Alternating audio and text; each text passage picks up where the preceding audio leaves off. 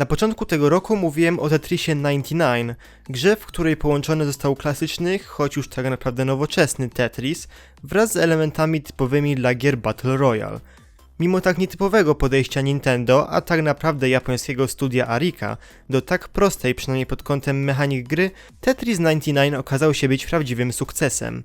Chociażby ze względu na to, że za darmo został on udostępniony abonentom Nintendo Switch Online, a mimo to dużo osób i tak zdecydowało się na sięgnięcie po pełną wersję gry. Czemu o tym wszystkim mówię? Bo Nintendo wraz z Ariką zrobili to samo po raz drugi, tym razem Super Mario Bros. Niestety. Cześć, tu ja Pajtek, a po tym wstępie raczej nie muszę wiele mówić.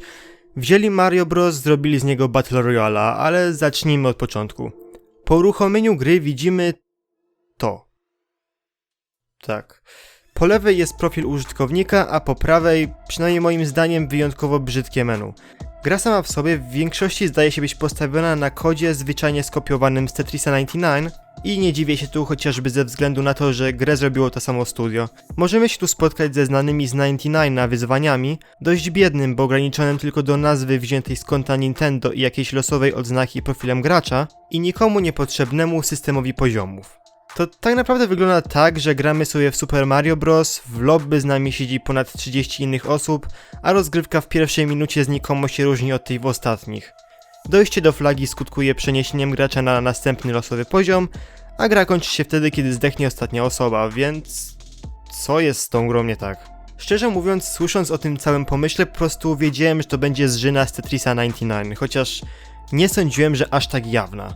Sam interfejs gry w wielu miejscach przypomina tak bardzo ten z Tetrisa, że serio wygląda to jak zwykła kopia, chociażby ta zmiana namierzania. Czekaj, ja wcześniej powiedziałem 35 czy 35? Gra ma bardzo niski poziom trudności. Zakładając, że masz zdolność wciskania przycisku skoku, no tak, o tym, który to przycisk gra nam również nie mówi. Tak, dobrze zgadliście. Grając za pierwszym razem zabiłem się w ciągu pierwszych paru sekund, bo domyślne sterowanie Super Mario Bros. 35 nie pokrywa się z wersją NES-ową. Ale tak, zakładając, że macie zdolność do wciśnięcia przycisku skoku, to macie pewność, że przetrwacie pierwszy poziom. A z kolei jak zdobędziecie ognisty kwiat, to jesteście ustawieni do końca gry. W sumie... pewnie jakby się uprzeć, to dałoby się zdobyć pierwsze miejsce po prostu stojąc w miejscu. Choć nie do końca, bo w grze jest ograniczenie czasowe, a czas zdobywamy przez naskakiwanie na różnego rodzaju gumby czy też kupy. Jednocześnie wysyłając je na ekran przeciwnika. Niszczenie bloków lub też po prostu dochodzenie do końca poziomów i wskakiwanie na ten słup. I dla kogoś, kto powiedzmy już wcześniej grał w Super Mario Bros., czas jest ostatnią rzeczą, o którą powinien się martwić, bo... jak już wcześniej mówiłem, wystarczy zdobyć ognisty kwiat i biec przed siebie nawalając w przycisk wypuszczania kuli ognia, żeby dobić do górnej granicy 400 sekund. Niby ktoś mógłby powiedzieć, że zdobycie tego kwiatu to może być jakaś forma wyzwania i pewnie bym się z tym zgodził, gdyby nie fakt, że za 20 zebranych w trakcie gry monet można sobie to zwyczajnie kupić.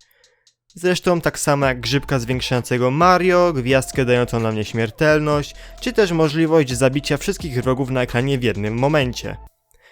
Kiedy już macie ognisty kwiat, pełny czas i co chwilę sobie losujecie jakieś power-upy, to nic was nie zabije, nic.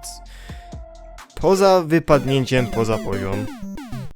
Więc dla kogo jest ta gra? Dla każdego, jakby serio. Wszystko co powiedziałem, to mimo to Super Mario Bros. 35 to spoko gra. Zapomniałbym jeszcze, w tej grze rywalizuje ze sobą zdecydowanie za mało graczy. Jakby było ich ze 100 to by było spoko, ale 35 to... nie, jest za mało, rozgrywka trwa za krótko, nie. Poziom trudności to jest tak naprawdę jedyny problem tej gry w tym momencie. Niby są jeszcze jakieś eventy, ale nie widzę różnicy w zwykłej grze a w eventach. Tu serio nic nie ma. To tyle. Dziękuję za uwagę, żegna się z wami Pajtek. Cześć.